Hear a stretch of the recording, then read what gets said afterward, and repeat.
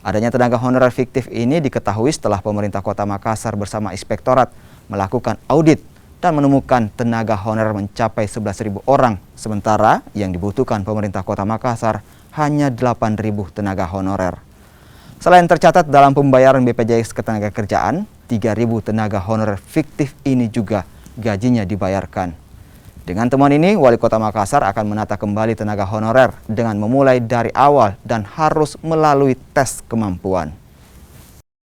Ya, jadi karena persoalan pegawai kontrak ini banyak hal-hal yang dipertanyakan, jadi solusinya adalah sekalian kita tes kembali, registrasi kembali, kemudian kita rekualifikasi kembali agar supaya kita mendapatkan kontrak yang betul-betul dibutuhkan oleh pemerintah Kota Makassar dengan tentunya kesejahteraan yang memadai bagi kontrak itu sendiri. Total yang ditemukan berapa? Kalau dicatat itu 8.300, tetapi yang dibayarkan BPJS-nya 11.000. Jadi ada selisih 3.000. Jadi sekalian saya registrasi kembali semua.